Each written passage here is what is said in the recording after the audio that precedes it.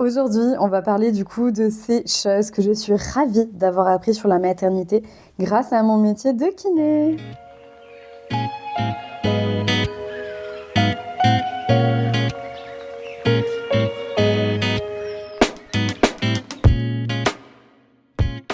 Allez, on est parti du coup dans cet épisode qui m'a été extrêmement inspiré. Du coup là, je vous enregistre cet épisode vraiment en étant sur ma table de massage, de soins.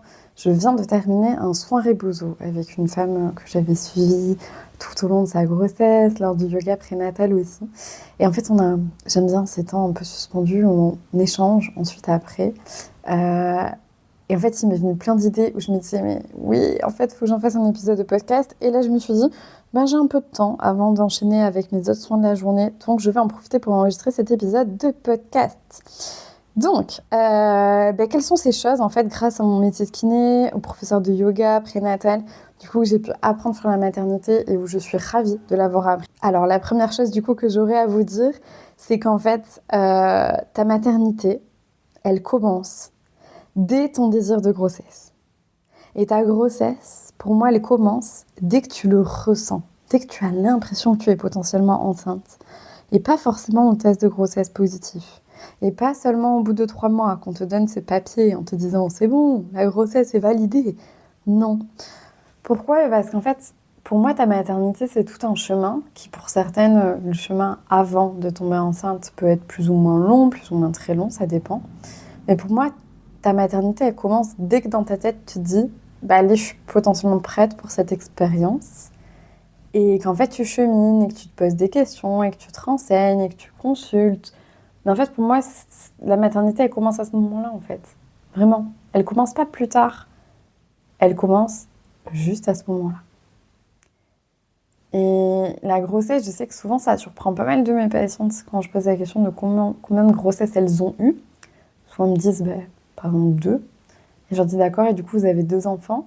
Et là, elles me regardent, elles me disent, ah, oui, mais du coup, non, en fait, j'ai 4 grossesses. Ok, d'accord.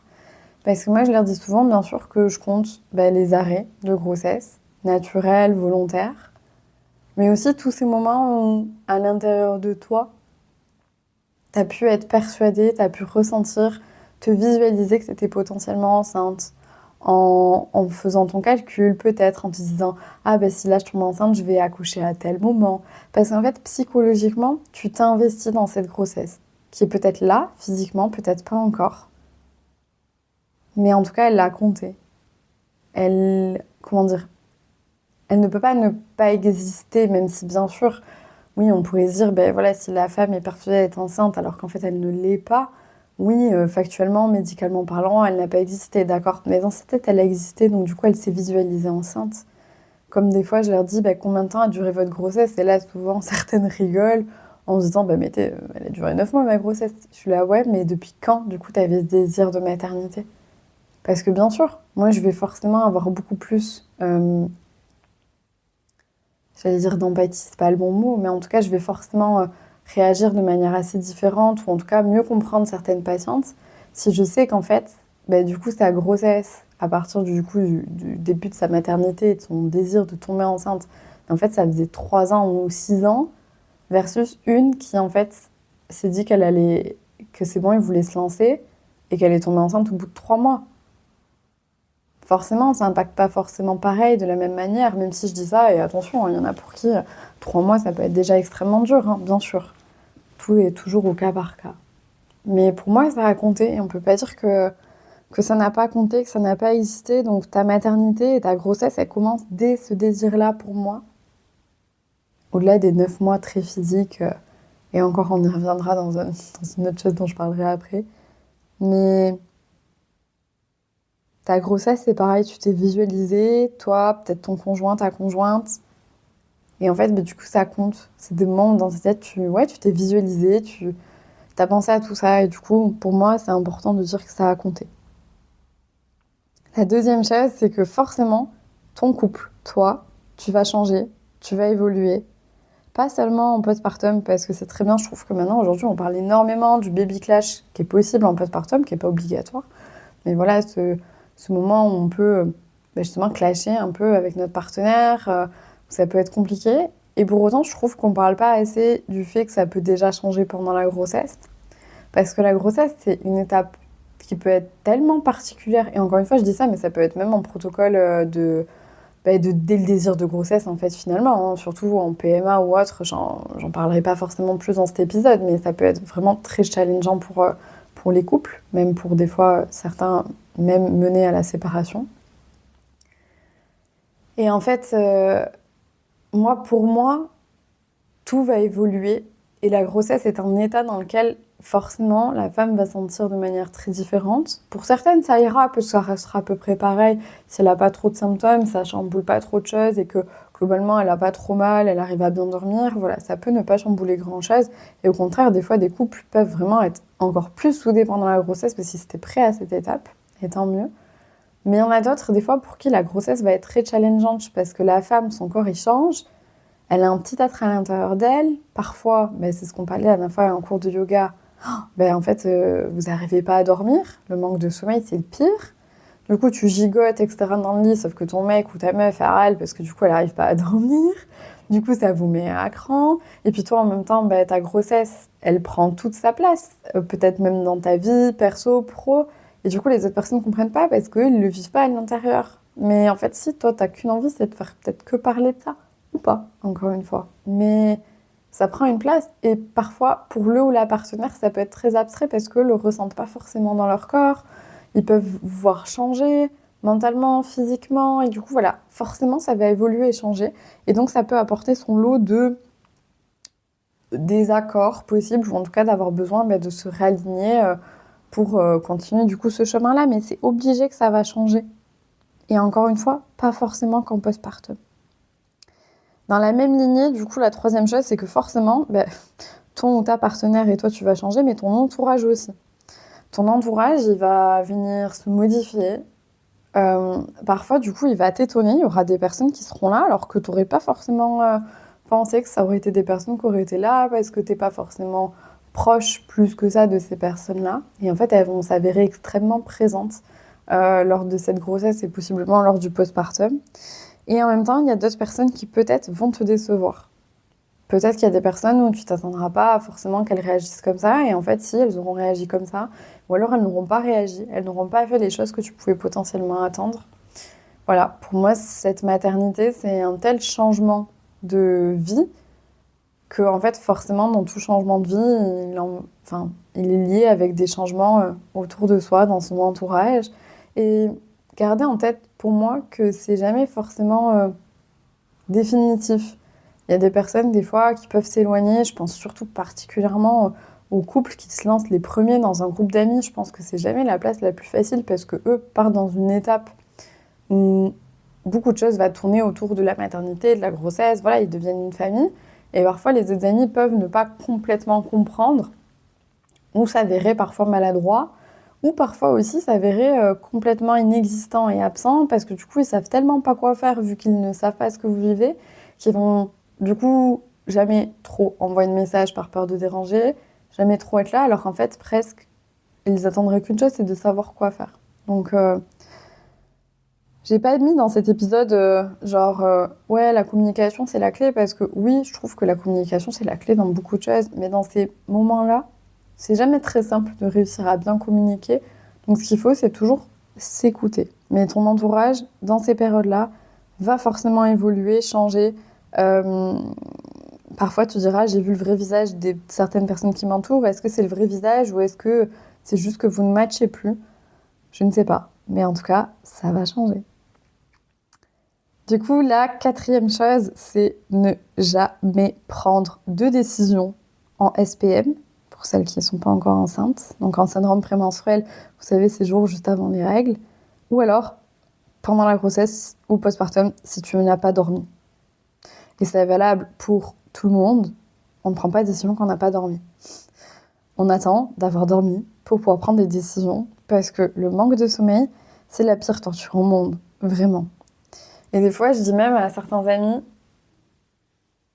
moi, un conseil que je pourrais vous donner, et vous en faites ce que vous voulez parce qu'encore une fois, je suis en train de donner un conseil non demandé, c'est d'essayer de ne pas vous séparer tant que vous n'avez pas dormi. à part si genre vraiment ça va pas du tout. Mais je leur dis parce que c'est très challengeant. Il y en a peut-être un des deux qui va vraiment changer complètement, l'autre peut-être pas. En fait, c'est vraiment une mise à jour et elle peut être très longue. Et il peut y avoir des bugs dans tout ça. Mais le fait de pas dormir, vraiment, vraiment, c'est le pire. Donc en fait, attendez. Parce que peut-être que vous verrez les choses différemment. Et je dis ça, alors en fait, parfois, j'ai déjà vu des couples se séparer et finalement après plus tard se remettre ensemble. Et en fait, pour eux, la séparation a été comme nécessaire pour que chacun puisse reprendre son oxygène et ensuite se remettre ensemble. Moi, chacun fait comme il veut, mais il faut vraiment garder en tête que le manque de sommeil et le SPM, c'est le pire. Donc, on essaie de pas prendre de grandes décisions à ce moment-là, genre quitter son mec, déménager, changer de job, à ce moment-là. L'autre chose, c'est que tu as le droit de parler quand tu veux et à qui tu veux, de ce que tu veux, peu importe ce que la société dit. On entend encore beaucoup de carcans, un peu de « Ah non, mais ça se dit pas ». Dernièrement, j'ai encore entendu... j'ai des connaissances, c'est pas mes amis, mais c'est des connaissances, justement, je les entendais juger une autre personne du groupe qui, du coup, n'était pas là, sur le fait que ce couple-là, du coup, annonçait le fait qu'elle était enceinte, donc c'est un couple hétérosexuel, et que, en fait, elle n'avait pas encore passé les 3 mois de grossesse, je crois qu'elle était à 1 mois et demi ou 2 mois à peine. Et du coup, plusieurs personnes du groupe disaient ouais, putain, c'est pas cool qu'ils nous le disent et tout. Ouais, ils auraient quand même pu attendre les 3 mois avant de nous le dire, patati patata. Et en fait, c'était très intéressant de voir leur prisme. Et en même temps, personnellement, je trouvais que c'était quand même très tourné vers eux. Mais bon, je vais essayer de pas juger parce que je les connais pas plus que ça. Mais en fait, pour moi, dès un début de grossesse ou même dès que vous lancez sur ce chemin de la maternité, si vous avez envie et besoin de le partager à quelqu'un, faites-le. Écoutez-vous. En fait, vous faites ce que vous avez envie. Si par contre, vous avez envie et besoin que ça reste un peu secret, gardez-le secret. Dans tous les cas, moi, ce que je dis, si la décision est prise par rapport à un possible arrêt de grossesse, donc aka les fausses couches, mais je déteste ce terme-là. D'ailleurs, ça sera un épisode entier de podcast, mais j'attends d'en avoir noté plusieurs. Tous ces mots que je change systématiquement. Donc fausse couche en fait partie, je déteste ce terme-là, donc je dis souvent arrêt de grossesse. En fait, si c'est dans la peur de l'arrêt de grossesse qu'on prend cette décision de dire je vais pas en parler, mais en fait ça dépend, parce que moi je pars du principe que plus on parle de certaines choses, plus on les normalise, plus justement ça deviendra normal et ça deviendra moins tabou. Et bon Dieu, qu'est-ce que ça fait du bien dans plein de situations comme ça de ne pas se sentir seule et de savoir que plein de femmes sont passées par là. Donc c'est à voir. Après, il y a aussi la possibilité de se dire que si jamais ça arrive et que sur le moment, vous avez besoin aussi d'en parler, enfin, comment dire? Imaginons demain, je suis enceinte et je décide de pas forcément l'annoncer à mes proches parce que justement, je sais pas trop. Et puis, si jamais il y a un arrêt de grossesse, je sais pas trop à qui j'aurais envie de le dire, c'est ok.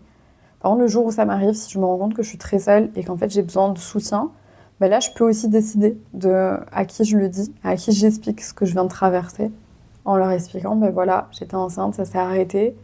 Et en fait, je le vis pas bien en ce moment, j'ai besoin de temps. Et du coup, vous verrez que parfois, ces personnes-là, elles seront là. Peu importe si elles le savaient avant ou pas.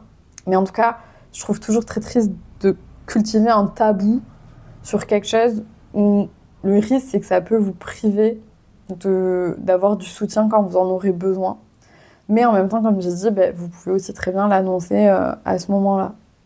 Plutôt que de vous retrouver à faire un SMS pour l'annoncer à tout le monde si vous l'avez annoncé à beaucoup de personnes et qu'il faudra forcément les prévenir que la grossesse est arrêtée.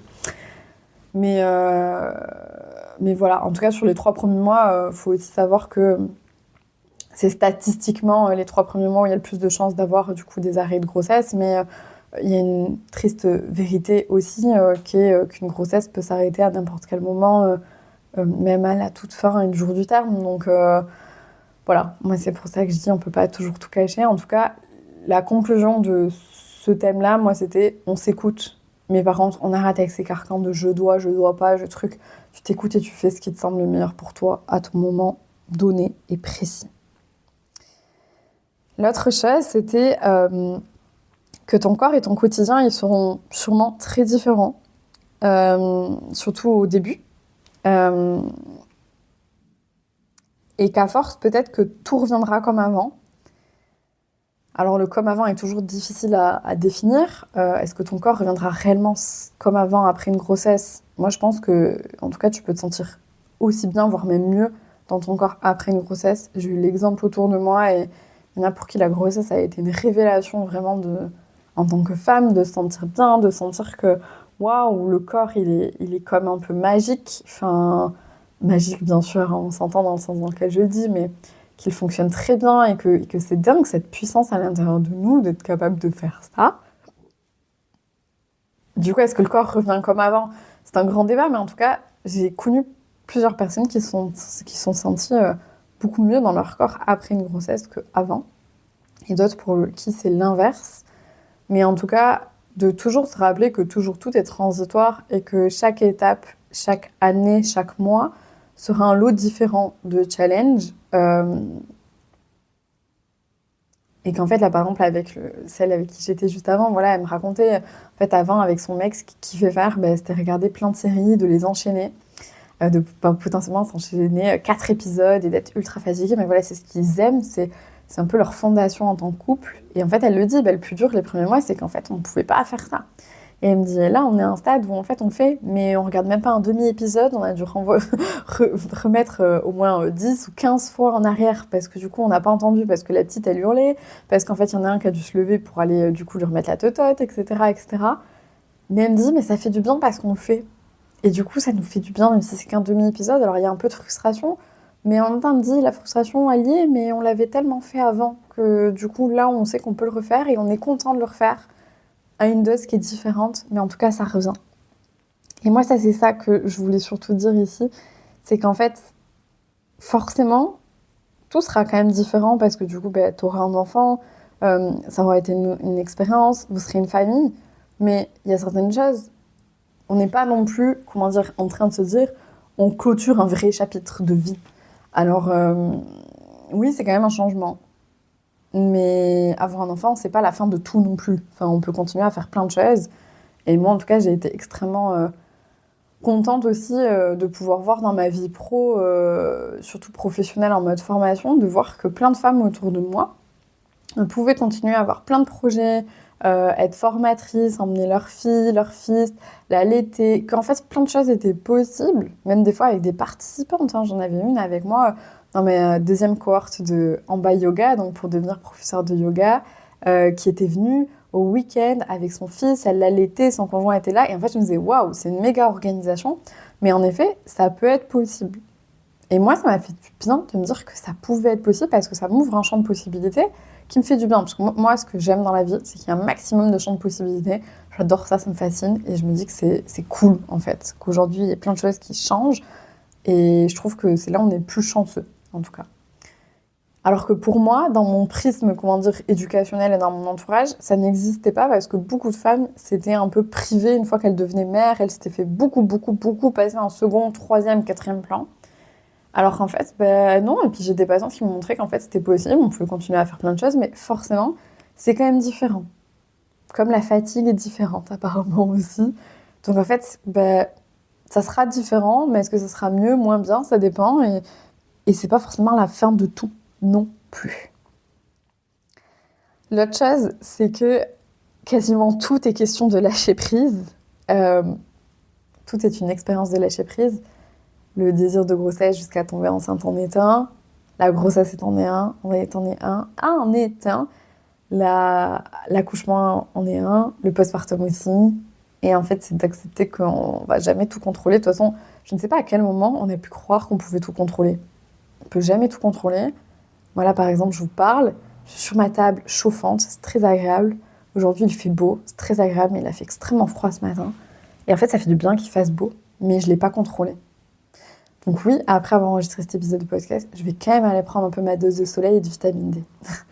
Mais comment dire, je peux que lâcher prise. Ce week-end, il a fait que pleuvoir. En fait, c'était comme ça. Et du coup, moi, ça m'allait, parce que j'aime bien aussi de temps en temps qu'il pleuve. Du coup, j'ai allumé une petite bougie, ma bouillotte. En fait, j'ai retourné le truc en me disant, ok, il pleut, ok, il y a des choses que je voulais faire, je peux pas les faire, c'est pas grave, je les ferai plus tard. Par contre, là, il pleut, donc je peux kiffer et faire ça. Donc c'est du lâcher prise de dire, ok, de toute façon, je le contrôle pas, je peux pas le changer, j'ai le droit de râler quand même si j'ai envie, hein, et si j'en ai besoin. Mais je lâche prise. Je lâche prise parce que du coup, je saurais pas quand est-ce que réellement je tomberai enceinte. J'ai beau tout faire, essayer de faire le max de ce qu'on me dit. Des fois, il y a les statistiques et puis il y a le reste. On ne décide pas exactement quand est-ce qu'on tombe enceinte. On ne décide pas exactement quand est-ce qu'on va accoucher. On ne décide pas de quelle manière on va accoucher, avec ou sans péridurale. On ne décide pas comment sera notre enfant, quel caractère il aura, est-ce qu'il dormira. On ne décide pas comment notre corps va récupérer. On ne décide pas si on pourra allaiter ou pas. C'est notre débat. Mais en tout cas, il y a plein de choses qu'on ne pourra pas décider. On ne peut pas savoir à l'avance non plus si on voudra allaiter ou pas. Donc en fait, c'est se dire, go with the flow, on se laisse porter, on voit. Après, je dis ça comme si c'était facile, absolument pas. Je trouve ça très difficile. Enfin, très difficile. Je trouve ça difficile et je trouve que c'est un travail sur soi d'apprendre à lâcher prise. Mais en même temps, ton mental, il n'a pas besoin d'être aussi présent. Ton corps, globalement, il sait faire, surtout ce genre de sujet. Et tu sauras jamais ce dont tu as besoin tant que tu n'es pas confronté à la situation. Donc c'est pareil, des fois, je vois beaucoup de personnes se faire des nœuds au cerveau. C'est comme les projets de naissance, je trouve ça très intéressant. Et en même temps, je suis là, mais en fait, il y a plein de personnes qui ont l'impression qu'ils font leurs courses en faisant le projet de naissance. En fait, non, vous faites pas vos courses, c'est pas un drive, c'est pas Amazon Prime, un jour livraison ouvert. C'est pas parce que tu as fait tous les cours de prépa de toutes les sages-femmes du monde, de toutes les nanas d'Instagram que tu auras un accouchement physio. Et de toute façon, tu n'es pas une meilleure mère si tu as un accouchement physio ou pas physio. Après, il y a toi, tes valeurs, tes ressentis et ce qui est important pour toi, et ça, c'est important. Mais en fait, le jour J, tu décideras. Et moi, ce que j'aime bien inculquer au fil du cours de yoga prénatal, c'est leur dire, en fait, commence déjà à lâcher prise, à écouter ton corps et à écouter ce dont tu as besoin, parce que je pense que c'est la meilleure clé au monde que tu puisses avoir. Elle te servira dans toute ta vie de femme, de mère aussi. Donc, ouais, lâche prise et te fais pas des nœuds au cerveau pour un truc qui arrivera que plus tard. Oui, tu peux créer des ressources pour que ta boîte à outils soit un peu plus remplie, mais en fait, c'est pas grave aussi, hein, si t'es dans une situation compliquée et que dans ta boîte à outils, il n'y a rien pour cette situation-là, tu peux aussi décider d'aller chercher et d'apprendre à utiliser un nouvel outil pour débloquer ta situation. Maïté et les images, ça faisait longtemps que j'en avais pas fait, je crois que dans cet épisode, c'est la première image. Voilà. L'autre chose, justement, c'était que l'allaitement, c'est naturel, mais en même temps, pas forcément. Ça peut être très facile comme très difficile. Souvent, les débuts sont quand même globalement assez difficiles. Donc, de surtout ne pas hésiter à avoir du soutien professionnel, de s'entourer à minima d'une personne, d'éviter d'en avoir 36 000, parce que des fois, ils peuvent se contredire. D'une personne ressource qui peut vous guider, qui peut vous dire « Non, mais là, c'est normal. Là, t'inquiète, le bébé, il allait énormément, mais c'est les pics de croissance. Voilà, pendant 2 jours, tu peux rien faire d'autre. Ta machine à laver, elle va attendre. Mais du coup, les jours d'après, ça ira mieux. » Ou alors aussi de se dire qu'en fait, finalement, te guider parce que finalement, tu voulais à tout prix allaiter, mais peut-être que là, c'est pas OK pour toi à ce moment-là. Ou alors, justement, tu te rends compte qu'en fait, même si la situation est complexe, c'est ton cheval de bataille. Et dans ce cas-là, t'as quelqu'un qui peut t'aider là-dessus et te guider. L'allaitement, souvent, j'ai quand même l'impression que c'est le kiff sur le long terme parce que c'est cool, c'est facile, il n'y a pas besoin d'emmener de l'eau, le bibi, le lait, etc. Et puis en même temps, l'allaitement, c'est fascinant dans comment ça fonctionne. En tout cas, moi, je suis fascinée par le fonctionnement. Mais en même temps, c'est ultra énergivore. On se sent quand même très, au service de bébé. Et du coup, encore une fois, il faut lâcher prise sur tout ce qu'on n'aura pas fait. Et en même temps, il y a un moment donné, on a le droit aussi de se dire qu'on a peut-être besoin de mettre un peu plus de distance pour avoir des vrais moments pour soi, pour se poser, ou alors se rendre compte qu'on n'a juste pas l'énergie aussi pour ça.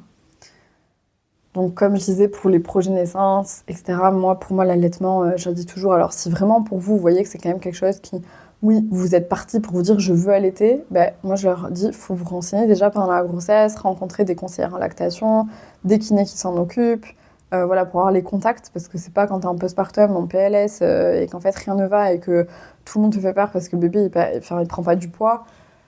Enfin, c'est pas à ce moment-là que tu vas prendre la première venue sur Doctolib ou sur Internet. Enfin, c'est toujours bien, je trouve, d'avoir rencontré la personne un peu avant pour voir à quel point elle match avec vous.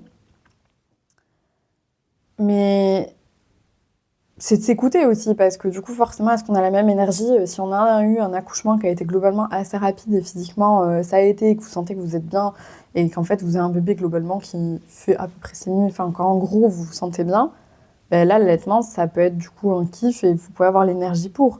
Est-ce que vous auriez la même énergie si jamais votre accouchement a été beaucoup plus intense physiquement? Euh, je vais dépeindre un tableau bien sûr très noir, mais attention de ne pas faire d'amalgame, hein, la césarienne n'est pas un tableau noir, loin de là. Mais imaginons, c'est parce que je pense au cas d'une connaissance, vous avez une césarienne en urgence, vous avez dû être transfusé parce que vous avez perdu beaucoup de sang, derrière ils ont dû vous réopérer quelques jours après, et puis en plus vous avez eu un point qui a sauté, il a fallu vous recoudre, donc du coup la cicatrice ça vous fait mal. Est-ce que là, à ce moment-là, l'allaitement, c'est la bonne solution? J'en sais rien. Mais en tout cas, vous avez le droit de vous dire, en fait, c'est bon. Mon cheval de bataille, c'était déjà l'accouchement, la naissance de ma fille qui va bien, et finalement, ça suffira. Et c'est complètement OK. Je sais que ça fait rire beaucoup de personnes quand on dit ça. Genre, c'est OK, mais c'est vrai. C'est, en fait, arrêtons de se prendre la tête, en fait. Enfin, tu fais le meilleur sur le moment avec l'énergie que tu as, les outils que tu as. Et forcément, dans 5-10 ans, tu te diras « Ah, aujourd'hui, si j'avais su, j'aurais fait différemment. » Bah tant mieux, ça veut dire que tu as appris, que tu as évolué. Et c'est plutôt source d'intelligence de se rendre compte que finalement, avec du recul, on aurait fait différemment. Par contre, sur le moment, tu as pris ta décision avec les outils que tu avais et c'était la meilleure décision sur ce moment-là. On arrive aux 2 dernières choses. L'avant-dernière, c'est qu'il n'est jamais, jamais, jamais, jamais trop tard. Il n'est jamais trop tard pour du coup faire un soin rebozo. Je dis ça parce que c'est une question qui revient tout le temps en ce moment. Et en ce moment, j'en vois chier les 3 quarts des nanas parce qu'elles me saoulent. Parce qu'en fait, je sais pas, il y a cette pression en ce moment en tout cas de ouais, il faut que je fasse mon rebozo vite pour récupérer mieux. Et je suis là, mais en fait, pourquoi tu veux faire ton rebozo? Est-ce que c'est réellement pour récupérer ou est-ce que c'est pour symboliser ça, ce postpartum? Je dis ça alors que le rebozo, on peut le faire à d'autres périodes que du postpartum, mais bon, bref. Et en fait, je leur dis, mais si déjà, quand tu m'appelles pour qu'on fixe un rendez-vous, tu vois que c'est compliqué parce que tu es en train de te dire attends, mais là, je l'allaite, non, donc j'ai la tétée, attends, j'ai pas encore assez de laiterie. Alors qu'en fait, dans ta tête, il y a tout ça. En fait, pour moi, c'est que c'est pas le bon moment, en fait. Moi, je peux me plier en 4, il n'y a aucun souci. Bébé peut être là pendant le soin, mais forcément, c'est un soin qui est différent. On va s'adapter au rythme de bébé, et puis moi, au bout d'un moment, je peux dépasser un peu. Je le fais avec plaisir s'il faut, mais moi, j'ai ma limite de temps que je peux dépasser. Souvent, je le dis oralement. Et après, au bout d'un moment, le soin est terminé. Donc peut-être que j'adapte ton soin et que tu as moins que ce que tu avais pensé et prévu, et dépensé comme argent. Mais moi, au bout d'un moment, je fais pas du bénévolat non plus. Oui, on peut s'arranger pour que le papa, l'autre maman puissent venir emmener bébé pour faire une post-tétée. Ok. Par contre, moi, j'ai dit, en fait, c'est aussi ton temps pour toi. C'est aussi ta bulle rien que pour toi. Et du coup, c'est ok de le faire bien plus tard. En fait, il n'y a pas de date de péremption. Au contraire, vu que justement le rebozo, on peut le faire à plein d'autres étapes de sa vie de femme. Donc en fait, arrêtons avec ce il est trop tard et qu'il y a une pression sur tout. Non, lâche prise là-dessus aussi. Pareil pour ta rééducation. Ta rééducation, c'est vrai que c'est quand même cool de la faire le plus tôt possible. Mais en même temps, si t'as pas pu, t'avais les meilleures raisons pour lesquelles t'as pas pu en fait. Donc c'est pas grave, il est jamais trop tard. Quand j'entends des femmes me dire qu'elles ont leurs enfants qui ont 5 ans, qu'elles ont jamais fait leur rééducation et qu'elles se pissent dessus et qu'en fait elles disent ouais mais tant pis, c'est ma faute. Quoi, c'est ta faute? Tu veux continuer à t'auto-flageller comme ça? Enfin, en tout cas, si tu t'en fous de te pisser dessus, c'est ton problème. Moi, par contre, je suis là pour te dire qu'en fait, il est jamais trop tard, que déjà, des futurs urinaires, on peut en avoir n'importe quand, peu importe qu'on soit enceinte ou qu'on ait été enceinte ou pas. Hein, si t'es très jeune, ça peut arriver. Et les futurs urinaires, ce n'est jamais une fatalité. Donc, c'est toi qui décides. Et des fois, avec le temps, alors là, j'ai pris l'exemple de 5 ans, mais en même temps, parce que c'était l'exemple encore hier que j'ai eu. Mais comment dire, ça peut être même un ou un an ou plus tard. Bon, des fois, oui, en fait, il y en a, ils ont repris le taf et du coup, c'était difficile de gérer entre ça, la nounou, oui. Mais en fait, venez. Enfin, venez à un autre moment, venez quand ça va être plus simple.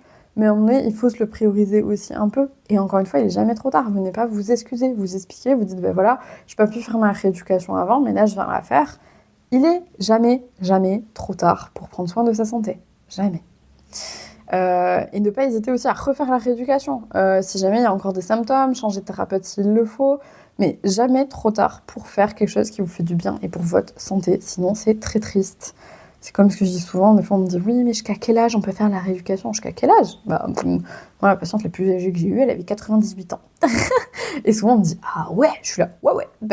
Alors elle a toujours un peu des fuites, mais franchement elle est passée aux toutes petites protections les plus fines qui existent. Alors qu'avant elle était avec des couches énormes, je sais plus combien elle utilisait par jour, mais c'était énormissime. Moi, la seule chose que je demande, c'est une personne à peu près cortiquée, dans le sens, du coup, si elle a plus toute sa tête, c'est un peu compliqué pour moi, pour le consentement et tout, mais on peut faire des choses différemment parce que le périnée se travaille en hands-off aussi. Mais voilà, si la personne ne comprend pas mes consignes et tout, voilà, au bout d'un moment, elle va être un peu limitée dans le nombre de séances qu'on pourra faire et dans le résultat à escompter. Mais j'en dis, moi, il est jamais trop tard. Hein. Jamais, jamais, jamais. C'est comme je me souviens d'une femme que j'ai eue cette année. J'adore parce que je la recroise souvent en plus, parce qu'on habite à peu près au même endroit. Et en fait, voilà, elle est veuve, elle a 92 ans. Oui, c'est ça. Parce qu'à chaque fois, j'arrive pas à me dire qu'elle a 92 ans, elle les fait pas du tout. Elle est hyper active de dingue, enfin en tout cas, elle est ultra active, elle a encore sa maison, elle s'occupe de toute sa maison, de son jardin, etc. Et en fait, voilà, elle avait une descente d'organes avec des fuites urinaires et en fait, du coup, elle s'empêchait de profiter de ses petits-enfants et arrière-petits-enfants à cause de ça. Heureusement, un jour, sa fille lui a dit qu'en fait, elle pouvait venir en rééduc, etc., etc. Donc bref, je l'ai eu en rééducation. Et en fait, aujourd'hui, elle n'a plus aucun souci. Elle a un PCR, donc elle revit. Donc PCR, pour ceux qui ne connaissent pas, c'est pas le test PCR. C'est un PCR, c'est un outil en silicone médical. Il y a différentes formes, différentes tailles pour venir, comment dire, c'est comme un soutien-gorge pour les organes au niveau du vagin. C'est un gros résumé, mais c'est pour résumer. Et en fait, du coup, cette femme-là, comment dire, justement, la première fois, elle est venue, elle m'a dit oui, mais vous savez, à mon âge, je lui ai dit, mais comment ça, à votre âge? Déjà, attendez, ça fait 20 minutes qu'on est ensemble, est-ce que je vous ai demandé votre âge? Non. Parce que moi, souvent, je demande pas l'âge, je trouve que ça définit pas. Je demande à la limite quand c'est autour de la ménopause, juste pour savoir si elles sont ménopausées ou pas.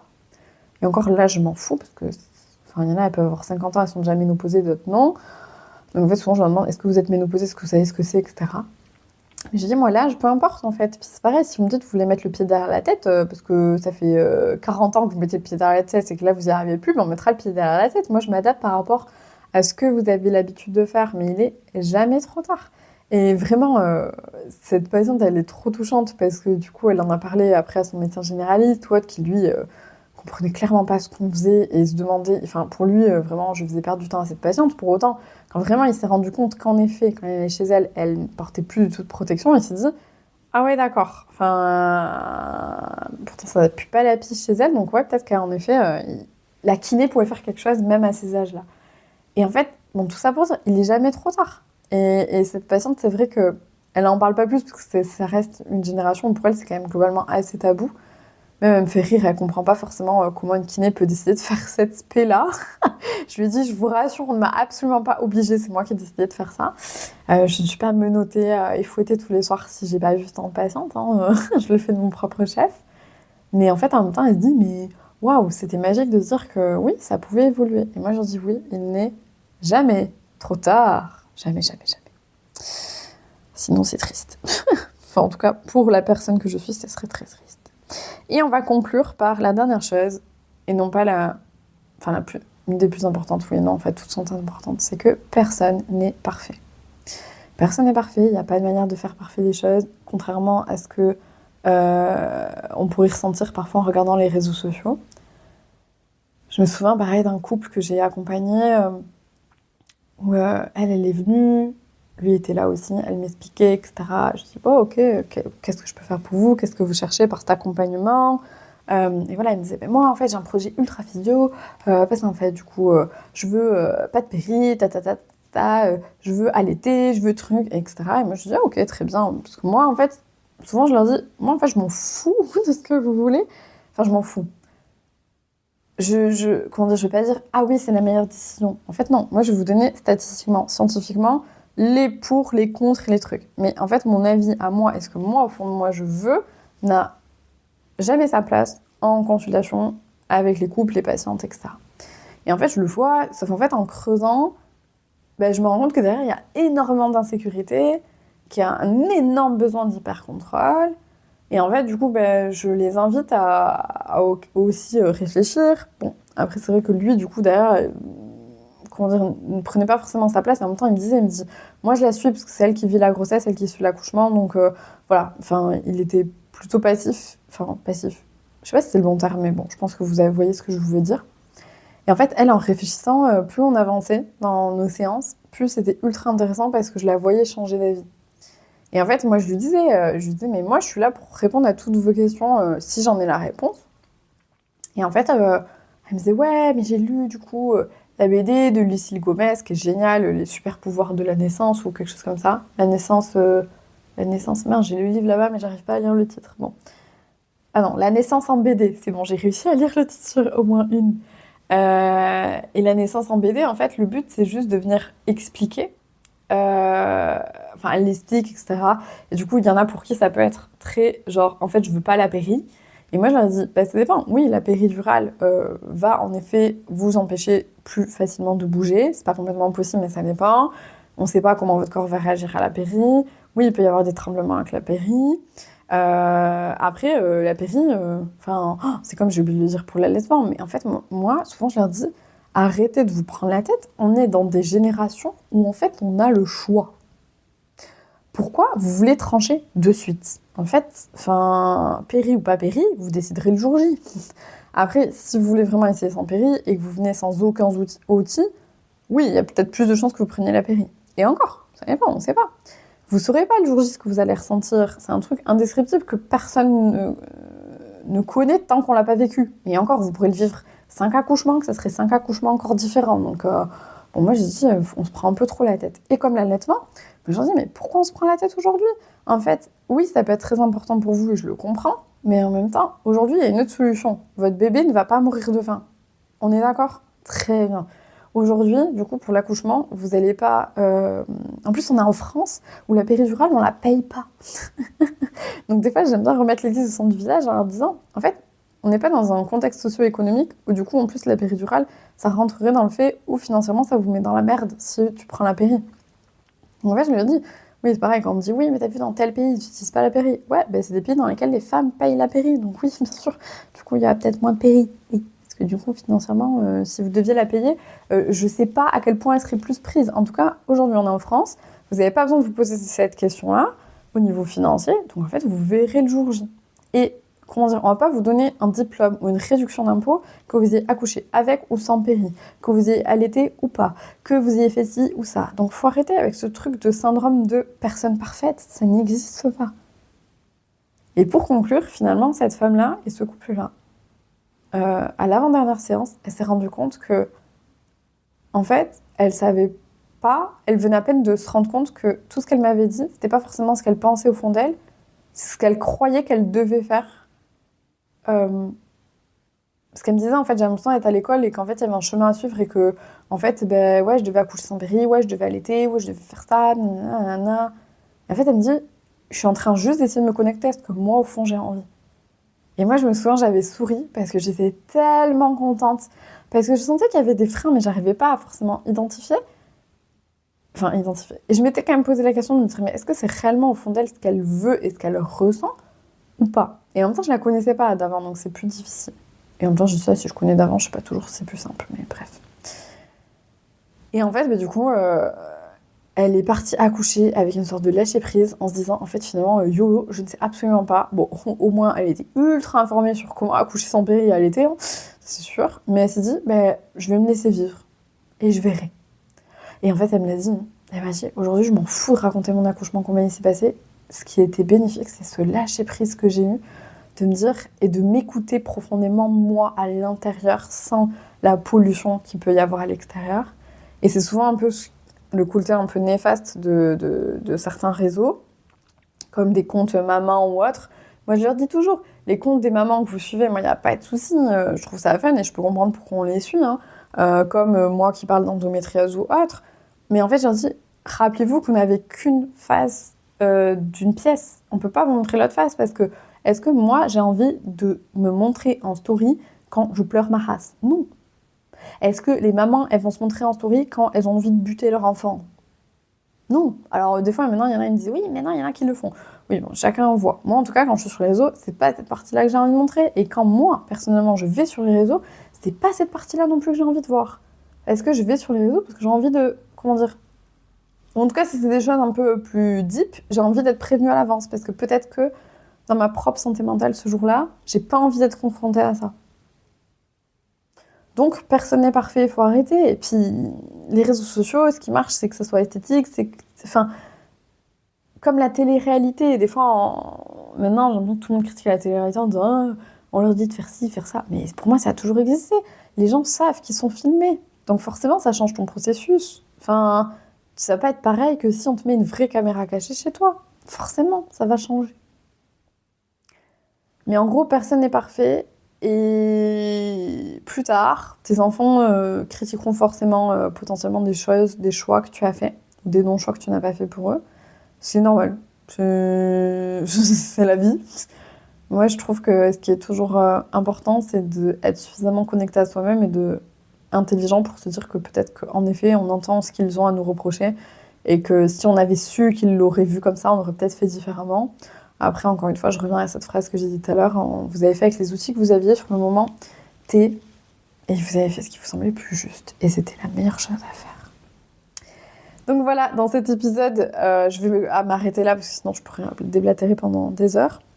Mais c'était ce que j'avais à vous dire du coup sur ces choses que j'ai appris sur la maternité grâce à mon métier de kiné et à toutes ces femmes avec qui j'ai pu parler. Et j'avoue que personnellement, je suis assez ravie de pouvoir avoir appris tout ça. Qu'elles aient pu se confier à moi là-dessus. Et surtout, je vous attends sur Instagram si vous avez d'autres choses que j'ai pas dites qui auraient été importantes pour vous. Surtout, n'hésitez pas, parce que sûrement j'en ai peut-être oublié. Je l'ai fait très à chaud en notant ce qui me venait en tête. Mais j'espère que ça a pu résonner en vous et vous parler, que vous soyez en processus de maternité, pas du tout, que ça soit passé. J'espère que ça résonne en vous. Et on se dit du coup à la semaine prochaine pour un nouvel épisode de podcast. Prenez soin de vous.